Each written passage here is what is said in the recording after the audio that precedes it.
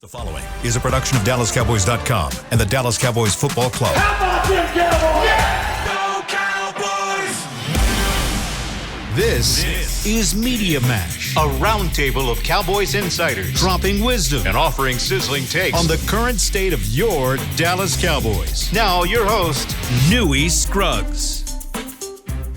That's right. Media Mash. Media Mash number one for the 2023 season. I'm Newy Scruggs, along with Nick Harris, DallasCowboys.com. Our first opportunity to work together. He is Jean-Jacques Taylor, the author, former Cowboy beat writer, and the longest tenured beat writer. The man has seen everybody since Chan Gailey. Watched all the comings and goings. And still the champ. And Bad Juju himself, Clarence Hill, my dog. Theta, Mega Sci-Fi. All right, Clarence Hill. Can we turn around now? Yeah, turn around. Okay. You did your thing. I see. Now you're on camera. I didn't know what, we got our cue. Okay, I'm sorry. Now I know. Tell you what to do. Nick, give us a health update of this Dallas Cowboys team as they get ready to face the New York Giants Sunday night on NBC5 Sunday Night Football. Yeah, absolutely. A couple of interesting injuries going on this week. Tyler Smith strained his hamstring. I believe that was on Monday. And still working throughout the course of the week, trying to get back to practice by the end of the week is what Mike McCarthy said today in his press conference. So that's probably the biggest storyline, I think, within the team right now, because you take Tyler Smith out of the equation, then you're putting in a left guard that, we had all, going into training camp even, we had anticipated something having to happen at left guard if someone went down. And sure enough, it's probably the worst of the five that went down. So that's starting off with that. Donovan Wilson, calf strain that he suffered on the very first day of training camp, still working back from that. But Mike McCarthy, it's starting to feel like he's close. I don't know if Sunday is a realistic timeline for him. That's just me theorizing. But he also said he's hoping to get him at practice by the end of the week. And then we got Sam Williams, who's dealing with his turf toe, was also working off to the side today. And we'll see how he goes throughout the week as well. So here's a question I have about Wilson. He got hurt early in camp, but he's been off a lot. Doesn't he need some type of ramp up, you think, before he just throw him out there against someone like the Giants? Yeah, and that's what I would think too. I don't think one day of practice would be something you would feel good about going into the Giants game, but they need Donovan Wilson in that game. Especially with the challenge that's presented with Darren Waller. You want to have your safeties there. You want to be able to give J-Ron some extra help in the defensive backfield. So you would want Donovan, but you would also hope that he can ramp up pretty quick and be ready for it, right? Okay, Clarence Go for Hill. it. Go for it. First of all, safety is their deepest position. Exactly. And Donovan is more of a on the line safety. He's the one that plays close to line, make linebacker. He's going to go after the quarterback. J-Ron Kearse's job is to cover the tight end, and you do like the depth you have at safety. Wanye Thomas, the camp he had. Certainly Marquise Bell, if they need to give him another week, they certainly need to give him another week. But I think the Tyler Smith loss, we've talked all season and all camp, and Jerry talked on the radio earlier this week about the biggest issue they have is the lack of depth on the offensive line. And we opened the season, the Cowboys opened the season, possibly, most likely going to be without Tyler Smith. That's big. That's big. So you think it's most likely he's not going to play? Well, I think that when you look at the course of the season, he's never had this injury before. Mike McCarthy talked about that before. It's a tight hamstring. You don't want it to get worse. You don't want him to have one. You don't want him to aggravate it in a 1 week thing become a 2 or 3 week thing. And so I would more likely not go into this game with Tyler Smith for sure. Well, I want to touch your safety thing really quick. Do you think safety is the deepest position on this team, other than defensive line, or bigger than defensive line? Oh yeah. You would say safety's deeper than defensive line? Okay. Well, that's probably where we disagree there.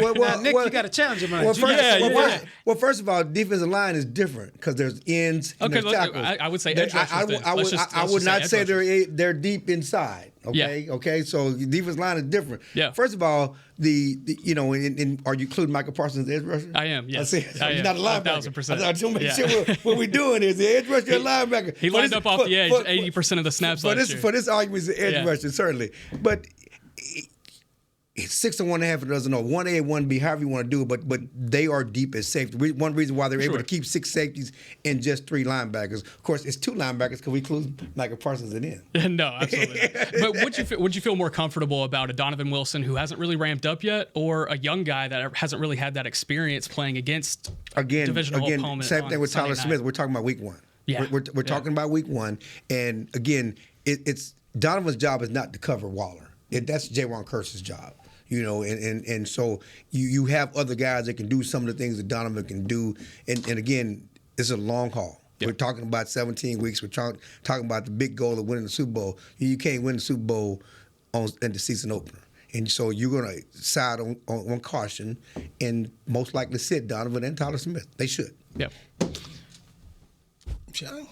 I'm still trying to. I didn't know we was at the sit Tyler Smith stage on Wednesday. I didn't That either. just seemed like I a lot didn't to either. me. How's it a lot? He has a hamstring strain. It's not just a tight hamstring. The first day was a tight hamstring. Now it's a strain. I mean, can we give Britt a couple days to work his magic? Can we put some electric stimulus on? Can we just take it? Obviously on Wednesday. Can we just go till Friday and see what happens? Friday, the day that they just do a stay day, they don't practice. They don't practice on Friday, right?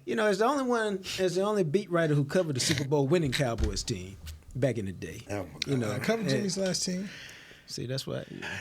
Were you in Dallas? We're together. Were you in Dallas covering Jimmy's, or were you in Austin? I was in Austin, and we would come up to cover games. What about you? You weren't embedded. You were not embedded. That don't count. You covered the team. When the trash can got thrown by Michael Irvin. You weren't embedded. You were not embedded with the team. You was halftime. This is where I throw in that I wasn't born. So.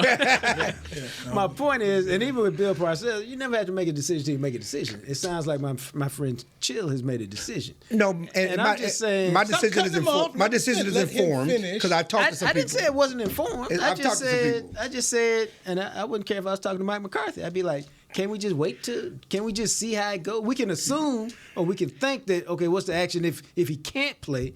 But Wednesdays just seems a little tad early to just rule the man out. I did not rule. I said most likely. I did couch it. I did couch it. Right. I certainly couch it because I don't make the final decision. But I did talk to a front office person on the practice field today, and they talked about, obviously, and Mike talked about it earlier today. You're going to weigh the importance of this one game over the course of the season. Let's go to the next that. thing. How do you feel about the backup left guard? Go ahead, Scoop. Well, we talked about that. Of course, the first thing I said was there are questions. That's the biggest question on this team going the season is the depth on the offensive line. Okay, can I use your word? So who's most likely Udoka. Okay, at least he's played before. Udoka is the most likely guy from the intel I got today. Austin Richards is there, but most likely is Udoka. How do we feel about that? He's been out too. Right. He hasn't practiced a lot, but he has played before. He has been in batting practice the last couple of weeks, so he just he didn't play in the preseason, but he's ramped up and ready to go. I think in first game, Detroit. I got Detroit on my mind. Chicago. Not Chicago. Oh my God, New York Giants. You'll find New York it. Giants. You gonna say Colorado and Jackson State next? TCU. You want a guy who at least has played before, as opposed to a youngster. Now, I got a lot of moving parts these days. The president of JJT Media Group, there's a lot of moving parts. And those parts just came to the forefront. That's all. Well, Detroit and Chicago got moving parts. Well, I could tell you.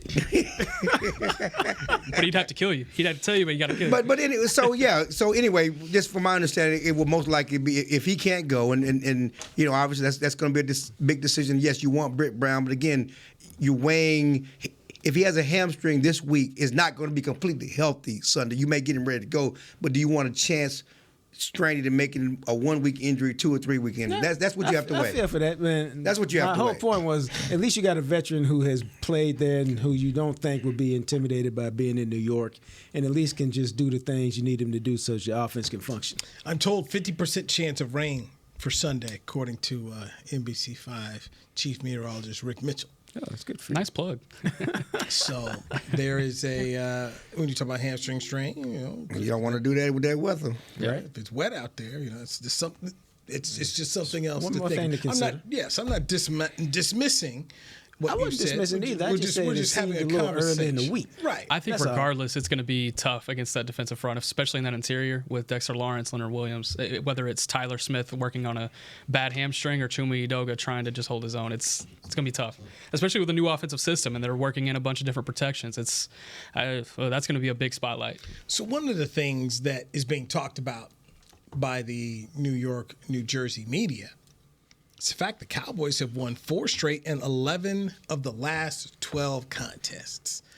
And that has to be getting on the nerves of a few of the Giants who've been around there. They're not that many because they have had a lot of turnover there between the coaching staffs and the different general managers. But still, the writers, they're gonna get after you about it, talking about, hey, can't beat them Cowboys here. Well, Cowboys has been a better team most of the time. The Giants have not been that good, so I don't really find it that surprising. And in today's NFL, man, where the players change so frequently, I don't even think it's that big of a deal. What is it? 50% of your roster almost gets overturned most years, at least 30% of it. So there's not a lot of guys who suffer through 11 of 12. There's a few who suffer through 4, but not 11 of 12. I mean, the Cowboys have owned them since Dak Prescott's been quarterback, and then one loss in that streak, Dak Prescott wasn't playing. I mean, so they, he has a chance.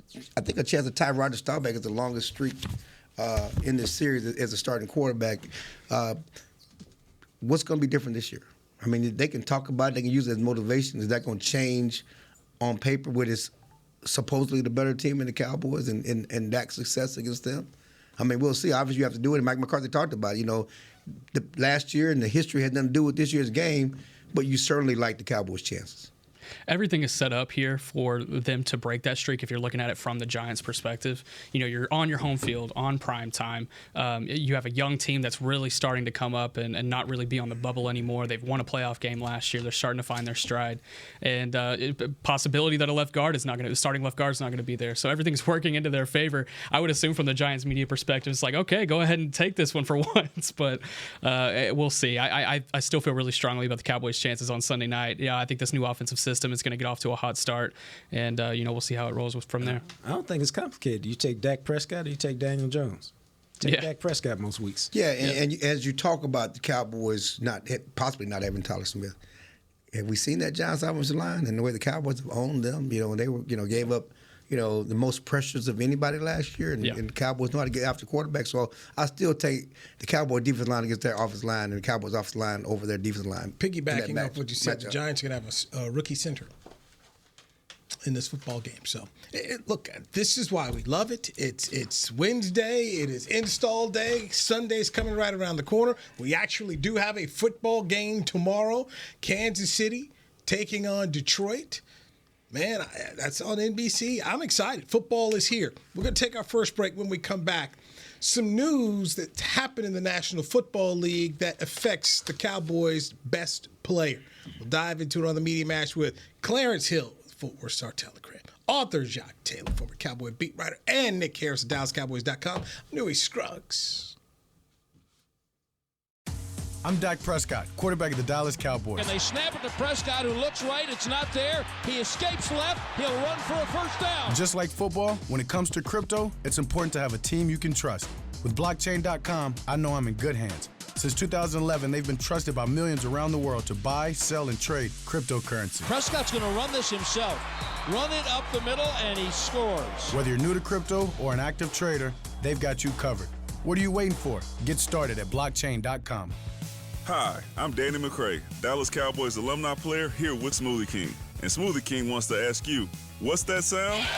That's the sound of you and everyone else absolutely loving new smoothie bowls from Smoothie King. And woo, me too. These smoothie bowls start with acai and pitaya and are handcrafted with fresh toppings like sliced bananas, sweet berries, crunchy Purely Elizabeth granola, and a savory peanut butter drizzle. New smoothie bowls, only at Smoothie King, the official smoothie of the Dallas Cowboys. To kick off the 2023 NFL season, Hugo Boss teamed up with the NFL and Micah Parsons to launch an iconic apparel collection featuring hoodies, crews, t-shirts, polos, joggers, and more. The bold, unique apparel of the Boss NFL collection unites football and fashion while reflecting what it truly means to be a boss. Get yours today at nflshop.com/HugoBoss, at HugoBoss.com, and at Boss retail stores.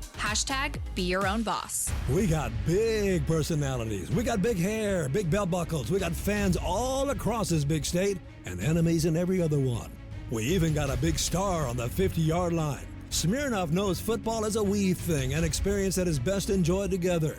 With good drinks and good folks home or away, we rally together. We cry together, and we always rally cry together because, most of all, we got big love for them boys. Smirnoff, we do game days. Please drink responsibly. Back to Media Mash. They are working the phone, so you know things are happening here. Bryce Dad, Clarence Hill, Fort Worth Star Telegram, author Jacques Taylor, Nick Harris, DallasCowboys.com. I'm Newey Scruggs. This is the Media Mash here. Okay, Micah Parsons about to get paid, Nick, because Joey Bosa got paid. If you're Micah Parsons, you have to feel good. You got to feel good about this. Yeah, absolutely. Nick Bosa just got a 5-year, $170 million extension, making him the highest paid defensive player in NFL history. So the floor has been set, right? Are you asking for 175 if you're Micah? What are you asking for? I think give Jerry a break. Ask for 172? Yeah. What's wrong? Micah ain't taking less. The number's 170. He getting all his. Yeah, absolutely. He's getting all of his. It's got to go up. It's got to go up. 172. You think he just want $2 million more? I can't. He just want $2 million more? I can't. That's called A year from now? That's called resetting the market. A year from now, the cap can go up more next year. That's on this year's cap. Cap can go up by 10, 15 million next year. That depends on whether he can get the hardware, whether he can get a Super Bowl, whether he can get Defensive Player of the Year, whether he can lead the league in sacks. Well, the question is, when do you do it? ASAP. Well, I mean, because the price ain't never going down. I understand that, but it ain't never going down. Let me finish. Next year, you also have to do Dak. You also have to do CeeDee, and neither one of them taking less. They don't. I mean, I don't think less is the question. The question is where you fit. Like. That doesn't mean Dak ain't. I don't think Dak is going to be the highest paid quarterback in the league. Yeah, unless he wins the Super Bowl. He's going to be 50 plus because that's the going rate. I don't think CeeDee is going to be one of the top highest paid receivers. He'll be somewhere. He's going to be top 3. I don't think he's going to be top 3 because why you look at me like that? Because the top 3 right now is your guy in Miami and it's Devontae Adams and it's Justin Jefferson. He ain't got his yet, did he? Jefferson doesn't have his yet. But I said the top 3 receivers in the league. Those guys both average what they average, and Jefferson will surpass them. CeeDee is not in their class just yet. Now, maybe at the end of the year he will be, but right now he's not. And so he like Trayvon. You get slotted, he's going to be top 5 perhaps. But I'm just saying, that's the difference between top 5 and number 1. That's all I'm saying. Well, he's going to be 25 plus. $25 million a year plus. However you want to look at it. The bottom line is they're all big deals, and they're all not bargain. Ain't no bargain. He gonna be change that. He gonna be top 25 million. Is it 30 million, 25 million plus? You still have to. All my point is you have to fit all those deals. Yes, Dak is not gonna get 58, but he's gonna get over 50, which is what the thing is. He's gonna be 25 plus. And then you got this Micah deal, which is going to probably be the richest contract for defensive player ever. Okay. That's a lot of stuff. Steven Jones got a chemical engineering degree, dog. I feel good about him. Which leads me to believe if they want to get Dak, they need to get one done during the season. Yeah. So you don't have to do is under this cap. You can get somebody put some of that money under this cap this season, so in the off season you can work on those other 2. I think CD is the most important one to get done first, in my opinion, because once the Jefferson one gets done, then that at least sets the market. He's not going to exceed Jefferson, but that at least sets the market and gives him a pointing spot, so you get it done before Jefferson. We'll just see how much Burrow jumps at the quarterback market. That's very valid, but I don't think. But are we comparing Dak to Burrow as we're comparing Lamb to Jefferson? There, yes, we are. We ain't even comparing Lamb. I'm talking contract money. I'm talking contract contract money too. That got more than Patrick Mahomes. Yeah, you can make that case. But there's also that deal was done three years ago now. Dak has, the market's reset. I know. The thing about Dak is Dak has leverage. You can't franchise me. $59 million cap figure next year. That's why he has to get done. Yeah. So Dak has leverage, and leverage is worth a lot. And you have to lower Dak's cap figure to get those other 2 done. You don't want to go into the next season with Dak's $59 million hanging over your head. So you need to get Dak done to create room for the CeeDee deal or the Micah deal. I agree. I think you get both done during the season, though. But I think you need to get CeeDee done first. That's my opinion. Who's CeeDee's agent? He's CAA. It's my boy out of Carolina, and my mind has gone blank. But Derek Gilmore? No. Gilmore's not CAA. It's actually a brother. I think he's looking through his phone for the contact. I am. I cannot. My mind is gone. You blank. texted him this morning, right? Just fine. So the question I was just trying to ask, and Which agent do you think would be easy to work with? No, I don't know this. No, Todd France already hit him over the head. He wanted. There's no wiggle room there. But the good news about the Micah deal and possibly the CeeDee deal is that you still got him on a rookie deal, so you can. That was the biggest mistake the Cowboys did with Dak because they could not. These contracts, even like some of the quarterback contracts, when you get them with the rookie deal, so you can manage that final year, that rookie deal to massage it going forward. But Dak got all of his money because the rookie deal was up. And so, that's the good news about some of those other deals is you can kind of manage it with the rookie deal and have that last year your rookie deal to play with to lower some of the early money. But no, nobody's cutting less, not at all. Dandy and Sexton, I believe, is what Chris Beam said. CDs. No, it's not true. Tory. I'm sorry, Tory Dandy. Tory yes. Dandy. Okay, I thought you said Sexton. It's Tory Dandy. Tory Dandy is his agent. And Sexton and Jimmy Sexton too. So Tory Dandy is his agent. Okay. I know they got a lot of agents there, but Tory Dandy is the guy who. That's his main. That's point. his guy. That's his point. Yeah, that's his guy. Okay. My bad. So I'm sorry. So we call up Tory and say, let's get to work here. Let's see if we can find some common ground. They've been doing that. I mean, he's the one who did Debo's deal, and all that other stuff. He's Debo's agent. They've been talking. I'm sure they talked before they picked up the 5th-year option. There have been conversations, but until the deal is done, it's not done. The same thing with that.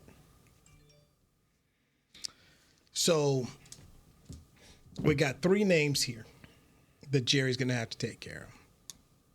Dak Prescott, CeeDee Lamb, Micah Parsons. Do we see it going the way that we once saw Ezekiel Elliott, Dak Prescott, and Amari Cooper, where Zeke reset the market, Dak reset the market, and CeeDee tied it?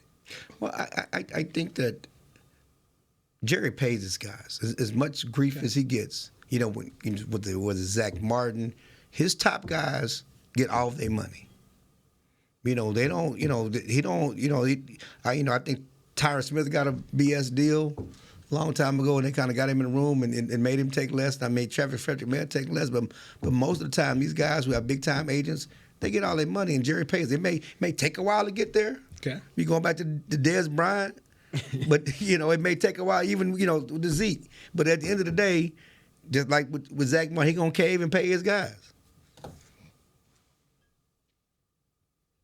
So based on what you're telling me, we should expect Dak Prescott to get done first. Yeah, I think so because he got the biggest deal, and then once you get it done, his can be reworked. And as Clarence says, you can work the other ones in and around it. Plus, he got the most leverage from position, from the contract in terms of you can't put the franchise tag on him, you can't trade him. You got to come to him because he got his $59 million cap number, and so it just makes sense. Plus, his agent is probably the one that will give you the toughest negotiating perspective. And so he's the one you need to go get done because then the rest of them can follow after that. Plus, there's no pressure to get Mike. You want Micah done, but he still got a couple years left. So there's no pressure to get that one. You want CeeDee done, but you kind of have a ballpark where he should fit in. Dak is the wild card. I agree with you on Micah. Dak still gives the team the most flexibility, whereas CD's deal, the price raises every game that he plays. So I'm very curious to see who they would go with first there. All right. And one of the things, think CD fits into the league? Say that again. Where do we think CD fits into the league? Like when I say, Tyreek Hill, Chase, and, Jefferson, is he top 10? Yeah, I think he's top 10. Okay. But what are we talking about? We talking about there's a difference between top 10, top 5, top 3. Are you Devontae Adams? I don't think so. He's not top 3. Right. So that's why I say kind of where his slot is. You just got to get him in there. The problem here is that, just like last year, when Dak is on the field and CeeDee's on the field, he puts up big numbers. Look how his numbers jumped after Dak came back. And if Dak plays the full season, his numbers are going to demand it.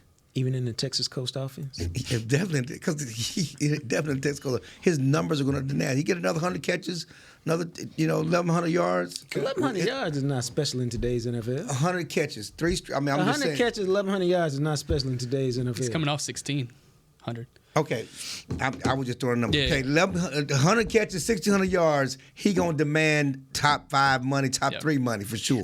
I think we saw Diggs get paid top 5 money. I would say that's the floor.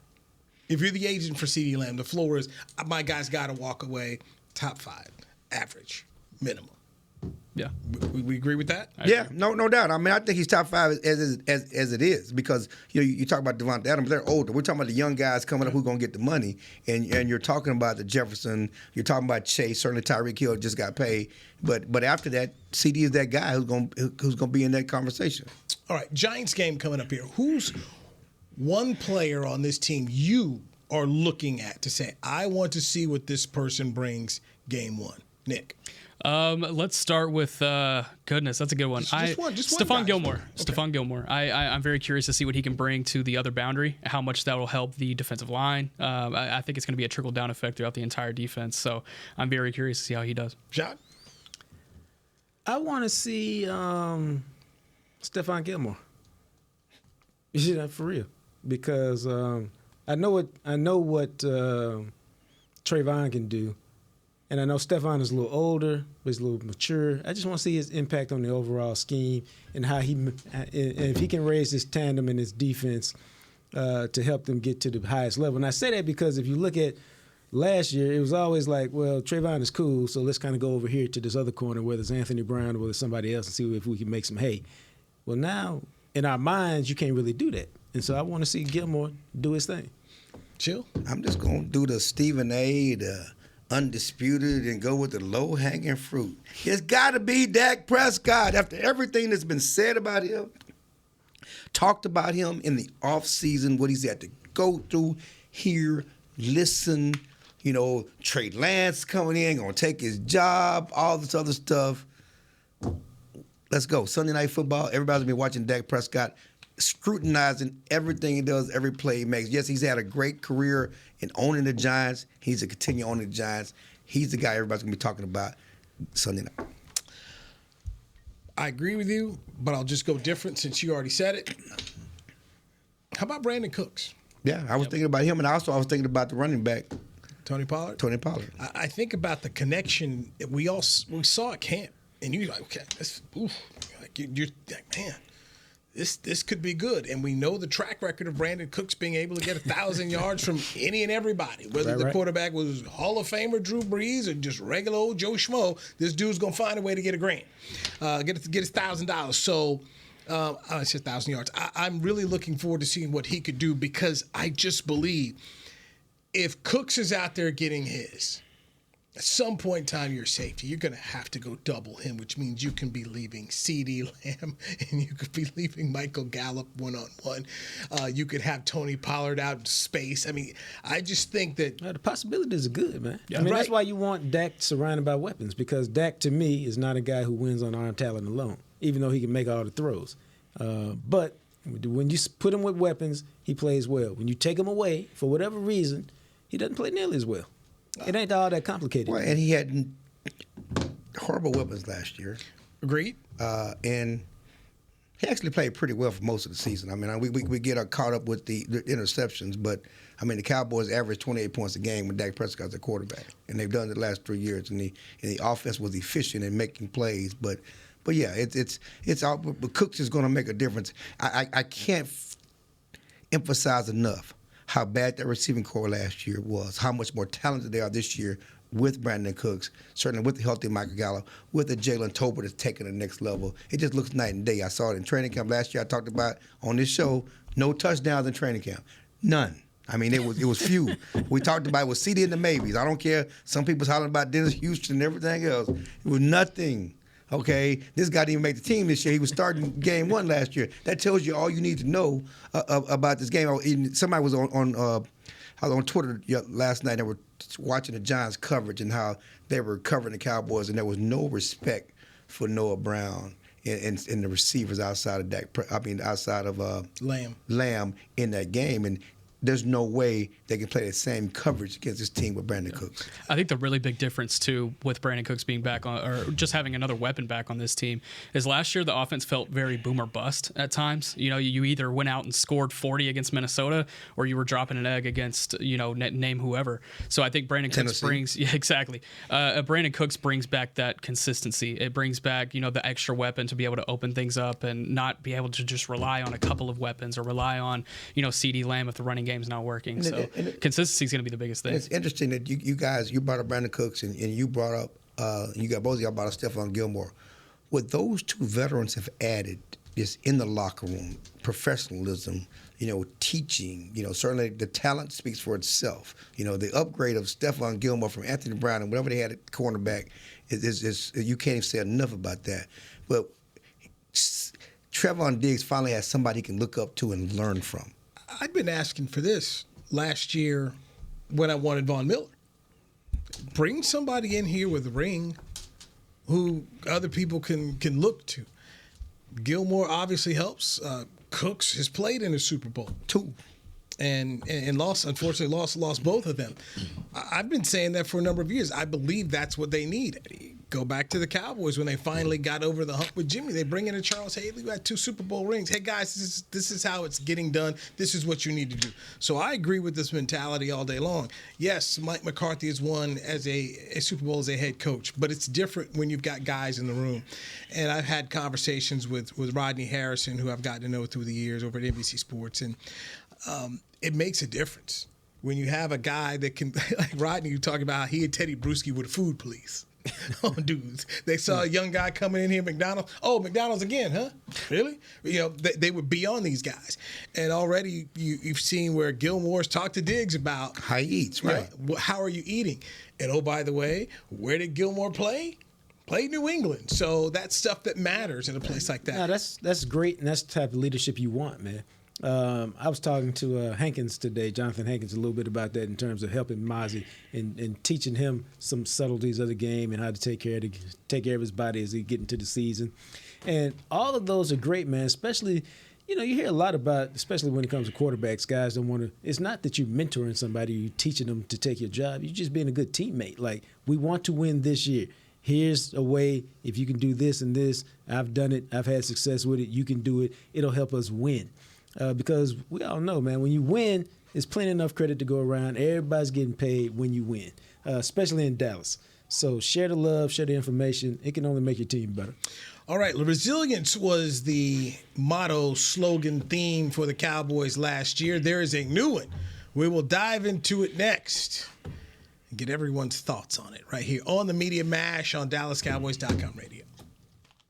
It's the official men's skincare brand of the Dallas Cowboys, Jack Black. And right now, Cowboys fans can get 15% off their $75 order. Plus, because every deal needs a playmaker, your order will include a free 5-piece skincare set and free shipping. The Jack Black Playmaker is 4 of Jack's favorites and a full-sized intense therapy lip balm. Make a play for the playmaker at getjackblack.com/Cowboys with the code CowboysVIP. That's getjackblack.com/Cowboys with the code CowboysVIP.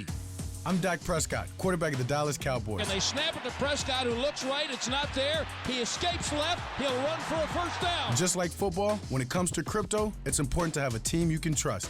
With blockchain.com, I know I'm in good hands. Since 2011, they've been trusted by millions around the world to buy, sell, and trade cryptocurrency. Prescott's going to run this himself. Run it up the middle, and he scores. Whether you're new to crypto or an active trader, they've got you covered. What are you waiting for? Get started at blockchain.com. To kick off the 2023 NFL season, Hugo Boss teamed up with the NFL and Micah Parsons to launch an iconic apparel collection featuring hoodies, crews, t-shirts, polos, joggers, and more. The bold, unique apparel of the Boss NFL collection unites football and fashion while reflecting what it truly means to be a boss. Get yours today at nflshop.com/HugoBoss, at HugoBoss.com, and at Boss retail stores. #Be your own boss. We got big personalities. We got big hair, big belt buckles. We got fans all across this big state and enemies in every other one. We even got a big star on the 50-yard line. Smirnoff knows football is a we thing, an experience that is best enjoyed together. With good drinks and good folks home or away, we rally together. We cry together, and we always rally cry together because, most of all, we got big love for them boys. Smirnoff, we do game days. Please drink responsibly. Back to Media Mash. Media Mash, right here on DallasCowboys.com radio. Man wearing the Rice Dad hat. Right. Full-time dad. Empty nester, sir. Empty nester. Clarence Hill. Boy, that nest going to get empty nest. Okay, I'm going to let it go. Watch your mouth. I let it go. I'm just going to let it go. Jock Taylor, the author, he's got a new book out, Prime. Go ahead and tell us the rest of it. I was going to say, man, it's Coach Prime. Coach Prime. Deion Sanders in the Making Them Men. I spent last year in Jackson State with him. And so I spent all the time going through his football season and how they almost completed the perfect season and fell just short in Jackson. But, it's relevant now. It had been relevant anyway, but it's really relevant because of what he's doing in Colorado, and people want to know if he can sustain it, if he'll win. Yeah, he'll win. And I got all the secrets in the book. You were there in Fort Worth on Saturday to witness it all in person. No, it was even more impressive. I'm not going to sit there and say I thought they'd beat TCU. I thought it'd be a close game. But the way they came out, man, here's the deal. We all looked at that game. And I looked at that game and go, okay, they won the toss. All right, that's good. They deferred. That's good. They got the 3 and out. For a defense that I knew that the coaching staff said, well, we'll see what we could do. We're going to play hard, but we'll see what we could do. They got the 3 and out. Okay, that's good. Then you drove 73 yards for a touchdown. That's great.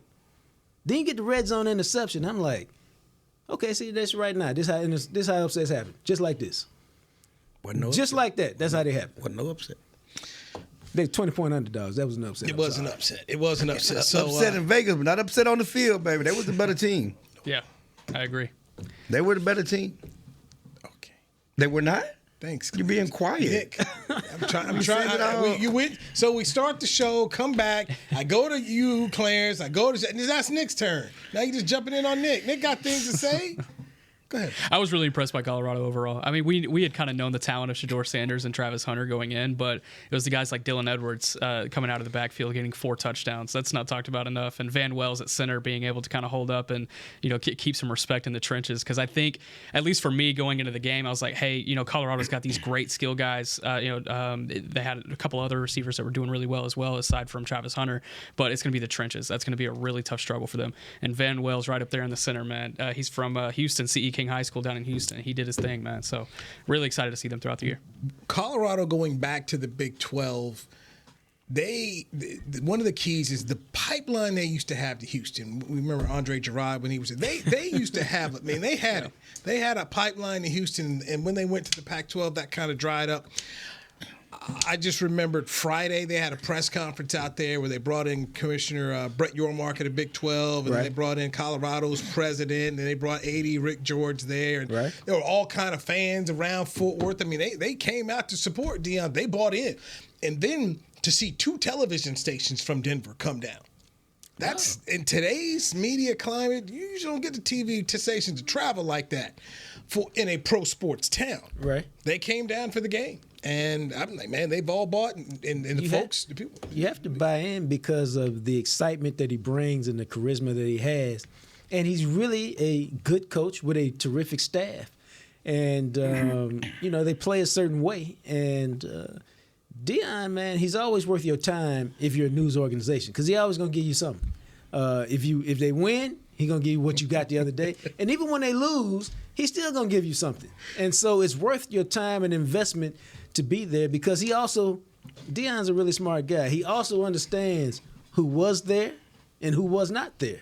And if you're not there now, but you try to show up later and you're in Denver, you're going to get the cold shoulder now because it's going to be like, no, you just can't come cherry pick us now that we're here. And you can say that's right or you can say that's wrong, but we all know that at colleges, the football coach rules. Where do you think Colorado finishes this year, final record? Dude, we had one preseason game. I would say right now, I'm going to be conservative. Probably 6-6. That's mine too. Yeah, 6-6. Bold team. Yeah, but that's a bold team. That's an accomplishment. Here's the thing. That's an accomplishment. Not only that's a heck of an accomplishment, but because they still don't have the offensive and defensive lines fixed. But what they're doing already, they did it in the locker room. They did it on the way to the airport, and they did it before the flight took off was, hey, Newey, if we had you, dog, we wouldn't have gave up 292 yards rushing. Hey, Nick, if we had you, dog, we wouldn't have gave up 500 yards rushing, dog. Hey, Chill, if we had you, dog, we wouldn't have gave up 42 points, man. So Clarence and I were on the sidelines, and we just saw – so TCU had a lot of recruits down there, and I ended up seeing Willie Pyle former Cowboy safety, and his son, Jalen, good football player, being recruited by a bunch of Big Ten schools, and he was there. And then I just thought about it at the end, after the game, I was like, Prime going to go out there and go turn a bunch of these kids that TCU brought. No, right. And it's one thing I noted on the sideline, and then I talked about in the press box, and I certainly talked about it after the game, but a lot of the TCU recruits, big recruiting day for TCU. Before the game, those kids were watching the Colorado warm-ups. They're TCU recruits, but they were on the sideline watching the Colorado warm-ups. Not TCU. No. They're watching Prime in Colorado. Yeah. This is a TCU recruiting day. They're watching Colorado, and that was before the win. What you will learn is that you really want, because this happened at Jackson State too. I was telling somebody that this weekend that it was the same thing. They had Alcorn, and it's Alcorn's biggest recruiting day. And it got to the point, all their recruits on Jackson State side watching them warm up in the end zone, that the recruiting guy came down and said, no, let's go. Stop it. Another side now. Because over there. this is not working the way we need it to work. Right. So they had Jimmy Dixon had basketball recruits there. I saw Coach Eric Bell. He had a baseball coach. A bunch of folks. Man, they brought Nakia Cody's son was there, and he was the top recruit in Texas. At the end of the day, man, they this now think of it. It's for everybody. It's almost like when Notre Dame comes to your town. Here comes the show. Everybody wants to get out here. Everybody's trying to get a ticket. So, look, I'm happy it's coming to the Big 12. I'm happy it's coming to the Big 12. And they're going to win, man. It's only a matter of time because they're going to win because, one, everywhere he's ever coached he's won, and that's because he's a genius and a master at establishing culture. Not everybody can do that, but Bill Parcells is a genius at establishing culture. That's why he can win everywhere he goes. Deion is a genius at establishing culture, and that's why he can win everywhere he goes. Just matter how long it takes. Perfect segue. Let's get back to the culture of the Dallas Cowboys. Okay, piggybacking on one thing before you go, and we're talking about the Micah deal. Terrence Parsons, Micah's dad, says Micah gonna get $200 million. Is he tweeting? 200? Y'all talking about 172 and 175. I was willing to go to 177. 200? Terrence Parsons Jr. said 200. Not only is that QB money, that's good QB money. 200. So you're saying that he's going to seize everything when it comes to the money? Seize everything? Is that the motto? Okay. Is that the motto? Give it all to me. You established the motto, right? Not seize the day, seize it all. Oh, look. Carpe omnia. Am I saying it right? I think it's right. Omnia. Carpe omnia is the Cowboys. That is their theme, their slogan this year. They're giving out the shirts. Giving out the hoodies, which means seize everything. So I guess that's what Micah Parsons' father is already on board. That's it. That's a good idea. Take it all. He said that's Thank you, Coach. Thank you. That's a good idea. This is the Parson family. We're going to Jerry. Seize everything. Yes. Okay. All right. Let's do this tomorrow. Nick, are you back tomorrow? I'm not. Okay. I'll see you next Wednesday. You ran him off. I'll be back tomorrow. We're okay. Hey, listen. Hey, I loved my first debate with Clarence, by the way. That was great. That was a lot of fun. You were ready. I tried to prime you up. So, all right, Nick Harris, DallasCowboys.com. Prime you up? I see what you did there. Make sure you're reading his work over there. Jock Taylor, Coach Prime, the new book is coming out in October. Can October we pre-order? 10th. Pre-order right now, baby. Wherever. Amazon, Walmart, Target, Barnes & Nobles, Willie's Chicken Shack. Wherever you can get it. Can I get my review copy, sir? Yeah. Where our advanced copy? Yeah, the review copy. Where our advanced copy? We talked that off air. Clarence Hill, Fort Worth Star Telegram. That is our show. Thank you, Chris Bean. Clarence, shut up. We're done. Y'all pubbing up the stuff. I'm pubbing Clarence. Drew Pearson will be at Ella B's with me, chilling the boys tomorrow, Thursday night in Arlington. We'll talk more about that tomorrow. All right. You tell Clarence you watch the Media Mash and he'll buy you a catfish plate. So go ahead and get some free food from Clarence Hill at Ella B's in Arlington, right across from the stadium. Thursday night, the original 88. I will not make it, by the way.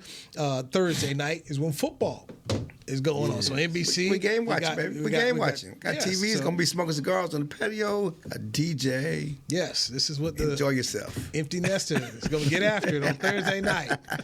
Thank you, Chris Beam and everybody associated right here with this fine program. This is DallasCowboys.com radio. This has been a production of DallasCowboys.com and the Dallas Cowboys Football Club. How about this, Cowboys? Yeah!